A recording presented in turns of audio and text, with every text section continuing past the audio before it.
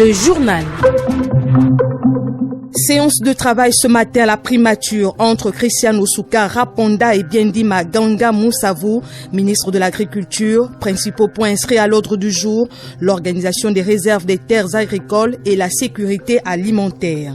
Le ministre de l'économie et de la relance et celui du budget et des comptes publics ont au cours de l'émission La Note explicative sur Radio Gabon apporté les précisions sur les grandes lignes de la déclaration de politique générale récente du Premier ministre, chef du gouvernement. Sensibiliser le grand public ainsi que le soutien à la recherche. C'est le but visé par cette journée consacrée à l'arthrose, célébrée ce 17 septembre à travers le monde. L'actualité hors de nos frontières nous emmène en Guinée-Conakry où malgré le prorogement de l'état d'urgence de 30 jours, les leaders de l'opposition appellent à des nouvelles manifestations. Le saviez-vous? Il existe des gestes simples à connaître pour empêcher la propagation du coronavirus. On les appelle les gestes barrières. Quels sont-ils? Se laver fréquemment les mains avec un désinfectant à base d'alcool ou de l'eau et du savon. En cas de toux et d'éternuement, couvrez la bouche et le nez avec le coude fléchi ou un mouchoir. Jetez immédiatement le mouchoir et lavez-vous les mains. Évitez tout contact étroit avec une personne ayant de la fièvre et de la toux. Saluez sans se serrer la main. Évitez les embrassades. Nettoyez les objets et les surfaces souillées. Si vous présentez des symptômes de la grippe, fièvre, toux, éternuement, difficulté à respirer, ne vous rendez pas dans une structure sanitaire ou chez votre médecin traitant. Appelez le 1410.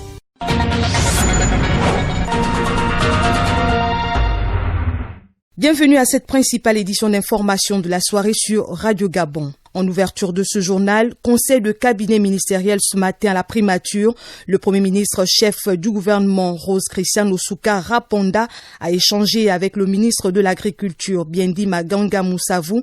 L'organisation des réserves des terres agricoles et la question de sécurité alimentaire ont constitué entre autres le menu de l'entretien. Greta Matsonga.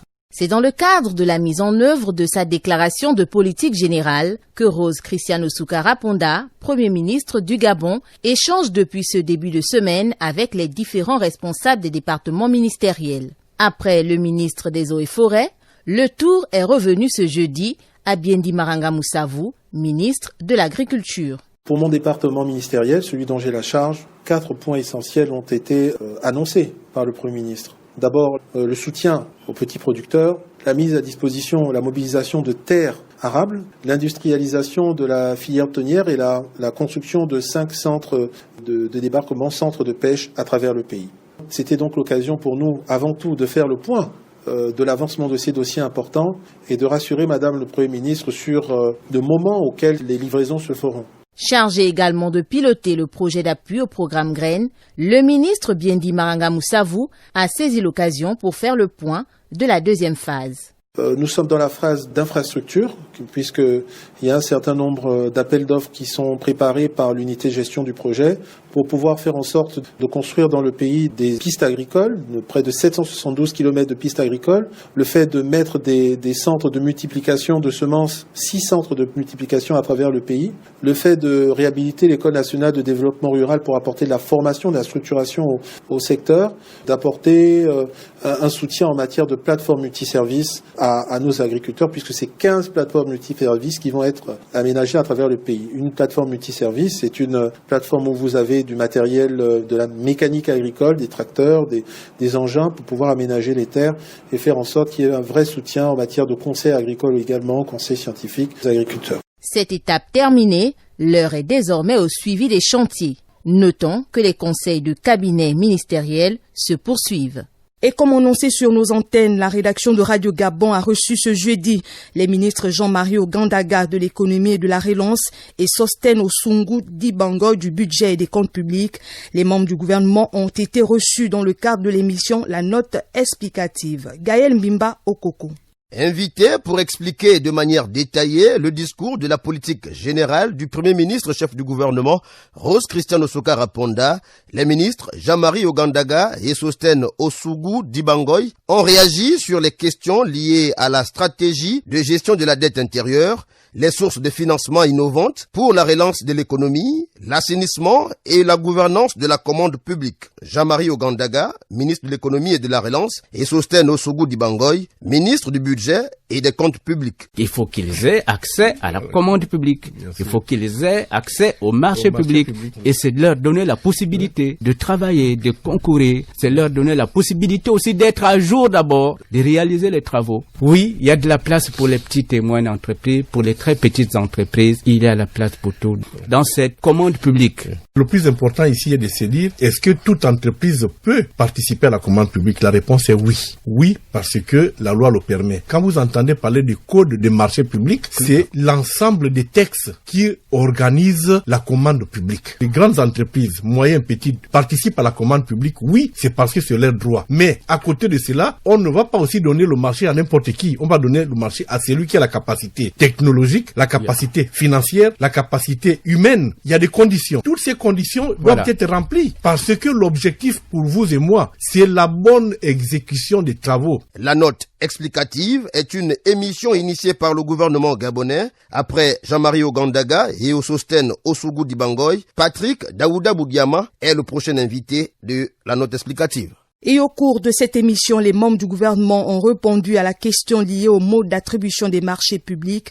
Écoutons les ministres Jean-Marie Ogandaga et Sostène Osougou Dibangoy, propos recueillis par Gaël Mbimba Okoko. Le code de marché est clair. Le principe de la commande publique, c'est l'appel d'offres. Le gré à gré est prévu, mais il est tout à fait exceptionnel et encadré pour des questions d'urgence, pour des questions de catastrophe, comme cela a été pendant la période de Covid.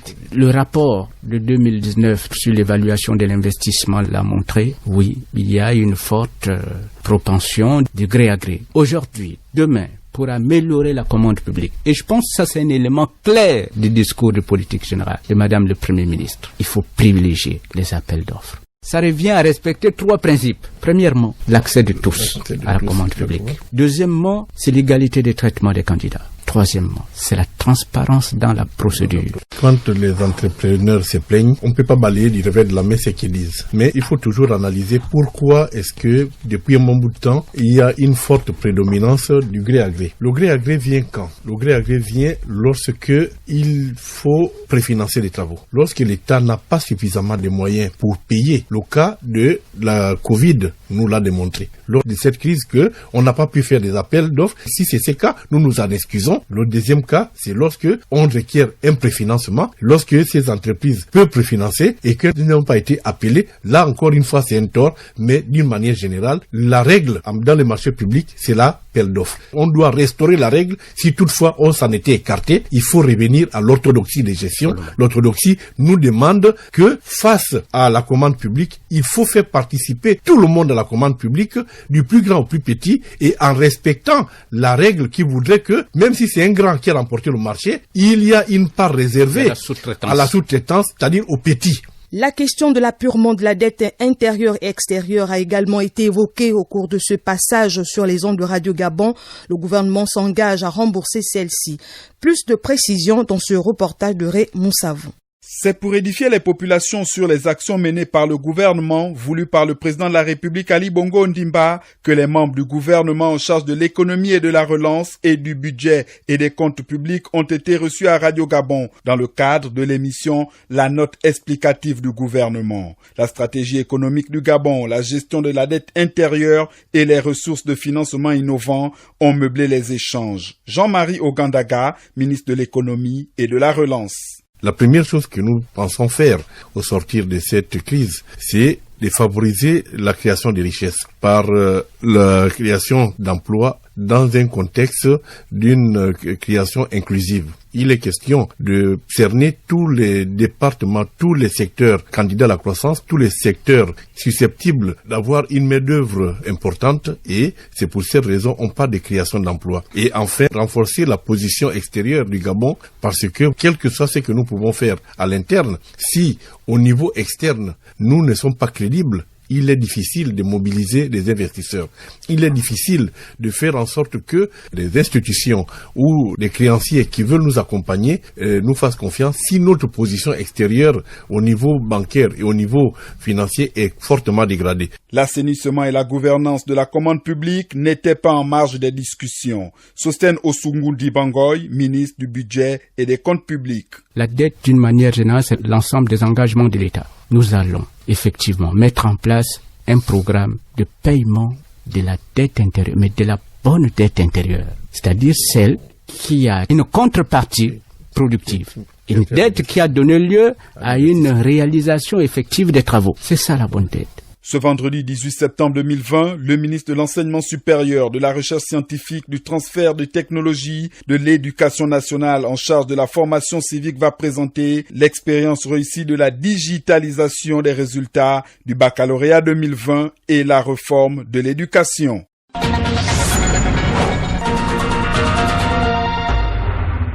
Poursuivons à présent avec la fin du calvaire pour les populations du quartier Damas, zone Onyanya dans le 5e arrondissement de Libreville. Là-bas, le chantier de réhabilitation de la route a été livré par l'entreprise CITP, Consortium international de travaux publics. Le constat avec Ryan Nzengi.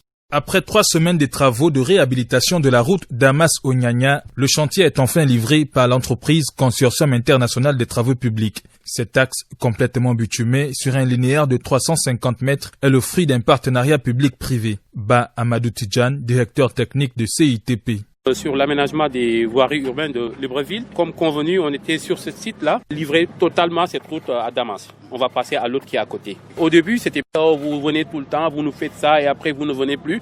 Mais là, je passe à des félicitations parce que chacun passe ici pour me dire finalement, mais merci pour tout. Là, c'est un grand ouvrage parce que nous, notre entreprise, généralement, on prend ces ouvrages pour les entériner. Conçu pour une durée de 45 ans, cet ouvrage présente une structure solide soutenue par un remblai de plus d'1 mètre de profondeur. C'était une route qui était vraiment à l'abandon et les riverains ne pouvaient plus passer pour aller à leur domicile. Donc on a fait un travail de déblai d'abord et de densification et de remblai. 30 cm de couche de latérite compactée, de 25 cm de concassé et après on a fait de l'émulsion fluidifiée. On a sablé. Aujourd'hui 100% du projet. Notons que la fin de ces travaux de réhabilitation constitue un véritable ouf de soulagement pour les populations de cette partie du 5e arrondissement de Libreville. Parlons cette fois de l'harmonisation du rapport sur le suivi des recommandations du Forum de la fonction publique tenu en août dernier. Les travaux y relatifs entre le gouvernement et les partenaires sociaux se sont tenus à l'auditorium du dit ministère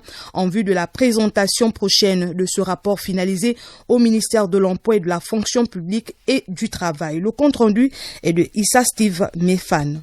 En août dernier, plusieurs commissions avaient été mises en place avec pour lieu de travaux l'école de préparation aux carrières administratives EPCA en vue de plancher sur les recommandations du Forum de la fonction publique. Les présidents et les membres ayant composé ces commissions se sont réunis pour faire lecture du rapport final de ce forum. Dr Agoma Molombo Eli Christian, secrétaire général adjoint de la fonction publique, par ailleurs président de la commission 4, trêve sociale et dialogue social.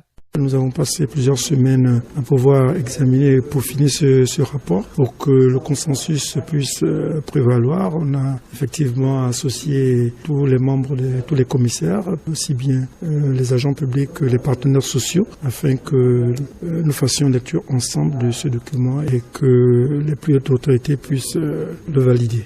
Pour les partenaires sociaux, ces travaux d'harmonisation doivent retranscrire fidèlement les points essentiels par eux revendiqués. Pierre Minsa, président machette syndicale des travailleurs gabonais vaillants. Le travail que nous faisons aujourd'hui, c'est pour regarder une dernière fois s'il n'y a pas eu changement. Parce que l'administration et les partenaires sociaux, nous sommes d'accord de ce que dans l'applicabilité de ces résolutions-là, issues de ces différentes commissions, nous avons retenu ensemble le court terme, septembre 2020, 31 décembre 2020, pour que la régularisation des situations administratives soit faite, pour que la pension retraite soit arrimée, pour que les recrutements reprennent, pour que les concours administratifs reprennent, pour la signature du texte qui octroie les indemnités pour services rendus, et ainsi de suite. Donc ce sont là les points essentiels sur lesquels les partenaires sociaux tiennent. La remise du rapport final des travaux du Forum de la fonction publique est attendue très prochainement.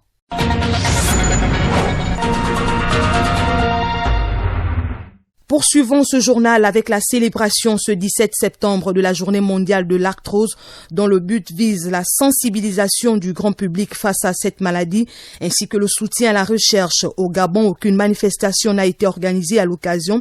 Cependant, la rédaction de Radio Gabon s'est intéressée à cette pathologie. Marlise Reyi Goubika. Célébrer le 17 septembre de chaque année, la journée mondiale de l'arthrose est une occasion pour le personnel de santé de sensibiliser le plus grand nombre sur la maladie. Dr Eric Lebanda, médecin spécialiste au CHU Mère et Enfants. L'arthrose, c'est une maladie dégénérative, c'est-à-dire qu'elle atteint les surfaces articulaires par dégradation du cartilage articulaire. Vous savez, sur l'articulation, il y a des surfaces qui glissent les unes sur les autres, aidées par un liquide qu'on appelle liquide synovial. L'arthrose est une maladie qui s'attaque aux articulations et progressivement les déforme. Les symptômes s'identifient par des douleurs articulaires. Dégradation des surfaces articulaires liées à certaines causes, dégradation de surfaces articulaires, douleurs et plus tard donc des raideurs. On ne guérit pas de l'arthrose, mais il existe cependant un traitement pour soulager le malade. Les protocoles de traitement que nous mettons sont d'abord des traitements qui ont pour objectif d'atténuer la douleur, sinon de l'amender complètement, de réduire les phénomènes de raideur. L'autre aspect de traitement qu'on aborde, c'est le traitement radical, si vous voulez, traitement chirurgical. Le traitement de kinésithérapie qui accompagne également et qui est le traitement par excellence aujourd'hui. Veiller sur la prise du poids et aussi notre alimentation sont là quelques moyens de prévention. Réduire sa masse corporelle qui a un effet compressif ou bien de compression sur les articulations et notre alimentation qu'il faut surveiller. Selon certaines études, en 2050, ce sont pas moins de 315 millions d'êtres humains de plus de 60 ans qui souffriront d'arthrose dans le monde. Pour cerner les raisons de l'érosion côtière et les solutions pour y remédier, la rédaction de Radio Gabon s'est rapprochée du Centre national des données et de l'information océanographique, CNRS, pour avoir des explications du docteur Vivino Max Thierry Mouyalou, chercheur spécialisé en géomorphologie littorale chargé de la recherche CAMES. Le reportage est signé Edgar Kaba. Afin d'éclairer la lanterne du grand nombre sur les raisons du phénomène d'érosion côtière et au sujet des possibilités en termes de solutions, le docteur Vivino Max Thierry Mouyalou du Centre national des données de l'information océanographique CNRS s'est prononcé sur cette problématique de portée mondiale également. Au fil des ères géologiques, la côte a connu l'érosion côtière. Mais aujourd'hui, on a ce qu'on appelle des facteurs naturels de l'érosion côtière et des facteurs aggravants. Donc, dans les facteurs aggravants qui sont les plus pondérants, on a donc des activités d'extraction de sable, des activités de construction de population sur le haut de plage. Et donc, l'une des approches les plus intéressantes pour lutter contre l'érosion côtière, pour nous les scientifiques, c'est de comprendre le processus. Comment évoluent les plages? Quelle est la vitesse de recul des plages? Mais cela ne suffit pas pour apporter des solutions sur l'érosion côtière. Il y a donc tout un arsenal des choses à mettre en place, notamment le cadre juridique. Quelles sont les conséquences? Quelles sont les causes? Et comment, sur le plan juridique, on peut amener à mettre en place des dispositions pour préserver la côte? Je vais prendre un exemple. Dans beaucoup de pays, la ligne, par exemple, des 100 mètres sur laquelle sont implantées les populations localement n'existe pas. Ça veut dire ailleurs, cet espace est libre. Il a été protégé par donc un cadre réglementaire qui fait en sorte que l'érosion côtière la côte a le temps de reculer, avancer, sans véritablement apporter des menaces au niveau des populations. Mais ici, quels sont les acteurs qui peuvent intervenir dans les solutions? Les acteurs sont pluriels. Il y a d'abord, parce qu'il s'agit d'un territoire. À qui appartient le territoire? Le territoire est géré par l'administration en charge de l'aménagement du territoire. Comment est-ce que l'aménagement du territoire peut mettre en place des dispositions pour que, comme ça se fait ailleurs, le territoire qui est sur les plages, soit encore proche du littoral, soit extrait donc du domaine privé pour être intégré dans le domaine public. Ça veut dire donc un domaine où personne ne peut s'installer. Ça, c'est la disposition la plus importante. Mais il existe d'autres qui peuvent être mises en place. Mais c'est d'abord l'aménagement du territoire qui va planifier l'affectation des terres. Voilà des pistes pour enrayer le phénomène d'érosion côtière, proposées à la classe dirigeante en la matière. Direction l'intérieur du pays à Koulamoutou dans le Guelolo. Là-bas, on parle de la lutte contre l'insalubrité dans le premier arrondissement de la commune de cette ville. La sénatrice du dit arrondissement vient d'initier une opération qui vise à améliorer les conditions de vie des populations vivant dans sa circonscription politique. Bertie Mouélé Talamonti.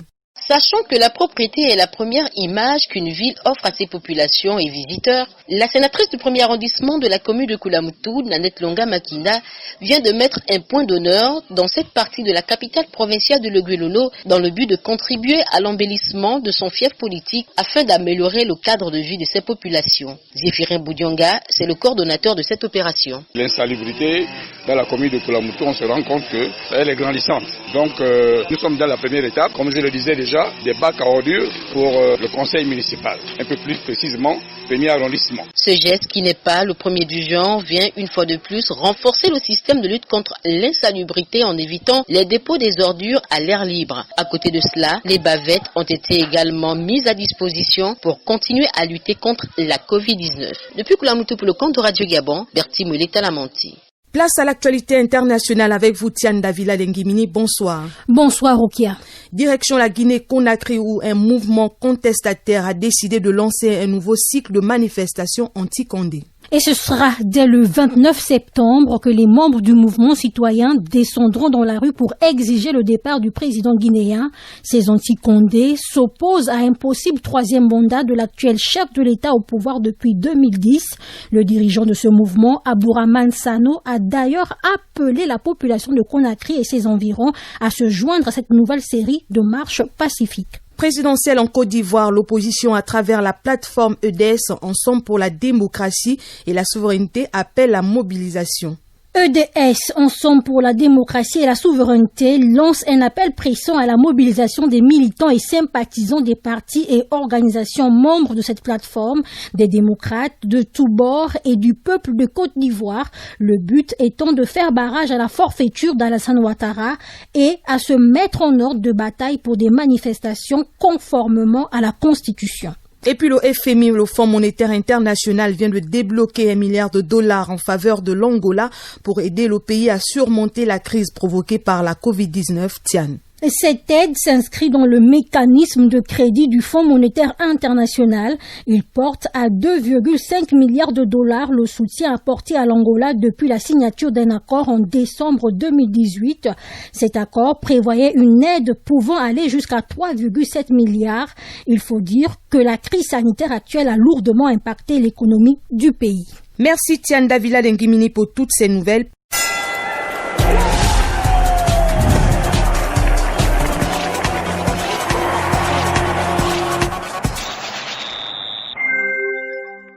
Place à présent au sport. La page des sports de ce journal, une page consacrée au football, à l'athlétisme, au taekwondo et au basketball avec le trophée décerné ce vendredi à Géraldine Yema Robert, ex-internationale gabonaise Ulrich Koupangoy. Ce vendredi 18 septembre 2020, l'ex-internationale gabonaise Géraldine Yema Robert va être honorée par la Fédération française de basketball. Après avoir évolué dans plusieurs clubs professionnels de la discipline, la dite fédération a décidé de lui décerner le ballon de cristal, une façon de rendre hommage à l'ancienne ailière de Montpellier Latte et de Lyon Asvel, un trophée qui récompense les grands acteurs de la balle orange française, une fierté pour Géraldine Robert, âgée de 40 ans.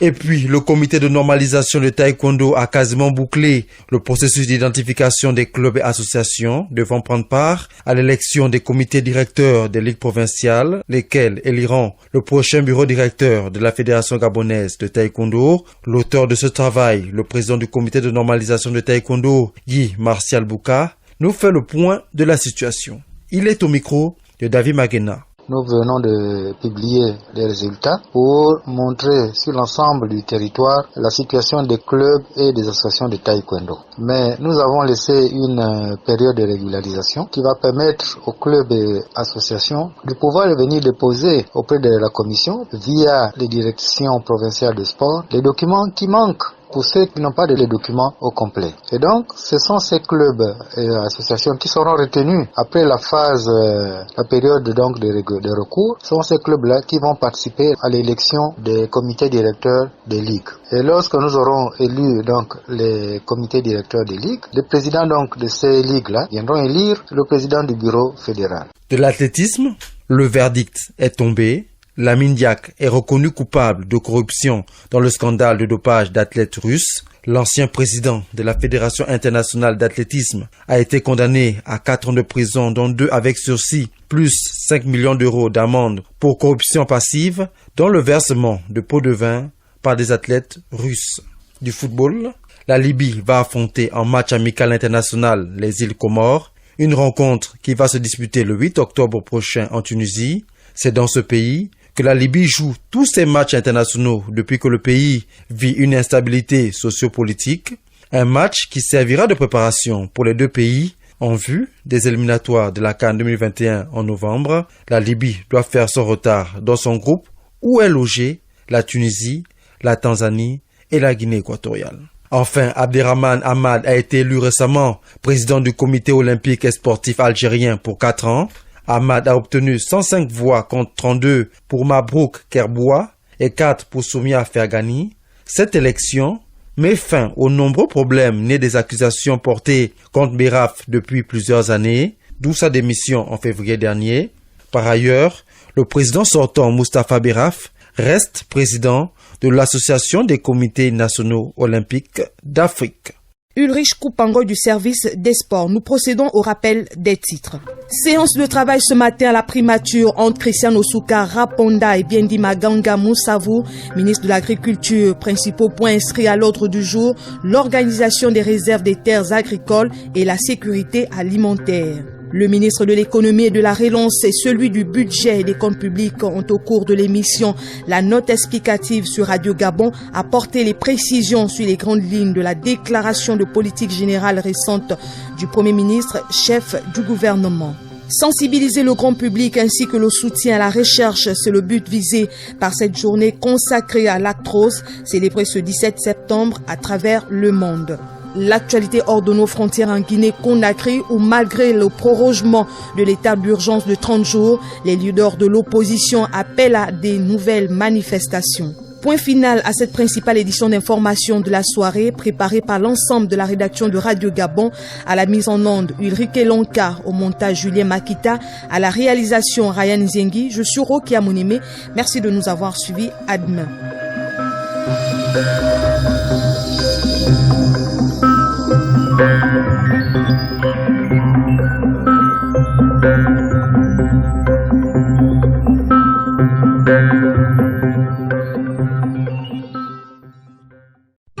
Vous êtes câblé sur Radio Gabon émettant de Libreville, 88.7, 96.5 FM. Où que vous soyez, nous sommes avec vous.